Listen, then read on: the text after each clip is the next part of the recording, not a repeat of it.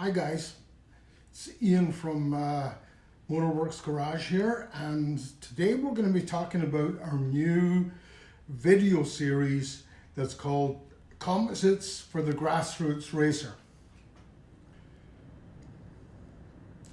I know when you hear the word composites you automatically think of carbon fiber, but I'm afraid to say, as much as I like carbon, the look, the strength and everything, that's not what we're going to be talking about today. Composites actually includes glass fiber as well.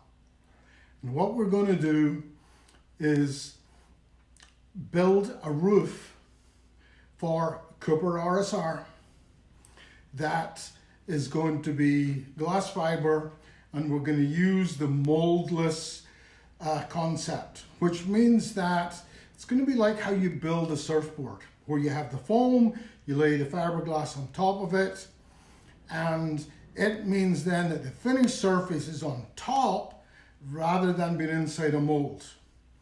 It saves us the expense of carbon. It saves us having to build a mold just for the roof, as this is probably going to be, very limited production, maybe a couple of roofs. You never know, maybe more. But the plan is to build it, finish off the top surface of it, and make it smooth enough that we can apply a wrap to it. We're not worried about painting it. It's a race car, golly! So we want to be able to apply a wrap to it, and it's a Mini, so what's going to go on it? Union Jack? Nah. Maybe we'll go and put the St. Andrew's Cross on it, like the Acuria Cross cars had, like the Fraser Imps had back in the day.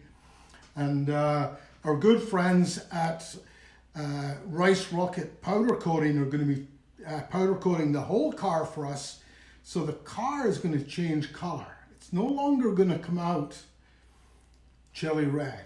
So just wait to be surprised. I'm going to be building this slightly different from the way that you normally see hole fillers built for roofs. Most people just want to fill that hole, whether it's a small sunroof, but in the Mini, it's a huge sunroof. So it makes a huge advantage to us to get rid of that sunroof cassette, get it out the door. I'm not exactly sure how much weight I'm going to be saving. It's going to be a lot, but we also went and took even more weight out of the roof when we put the roll cage in at RJ Profab down in suburban Rochester. We actually cut the roof off. Some people went and miscalled us and all of that stuff for doing it, but you know what? The savings that we've had in the roof, because we flipped it over, we then went and cut out 1 or 2 layers of high-strength steel from inside the roof. There is only one skin coming forward to the front of the roof. Doesn't matter that we're losing that strength. We've got a roll cage in the thing, So we're tying that in with sheet metal down the A pillars and the B pillars. So we don't need to worry about that. So we cut this metal out of the roof, and probably 2/3 of the way along each side. That's a lot of weight.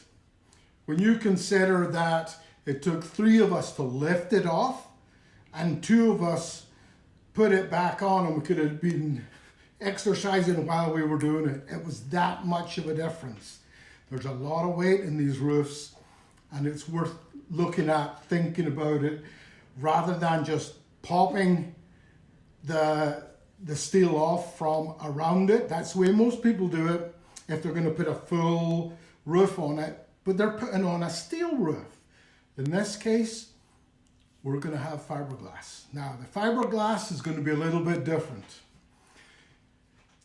One of the things that we found out from JP up at Composites Canada was that we could actually get resin, an epoxy resin that doesn't smell.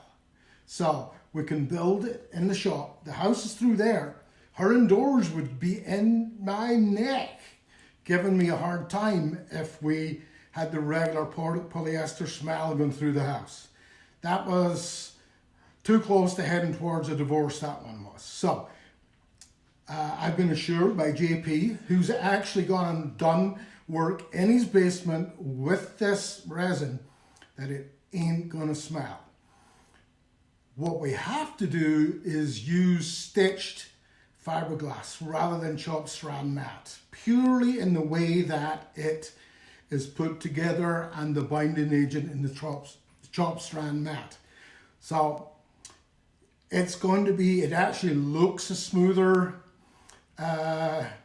fiberglass, and that's where I'm hoping that when we get our 3 layers on this, it's going to be such a nice surface that we're not going to have to spend a bunch of time sanding it down, making it smooth enough for a wrap to go on top of it. So that's what we're planning.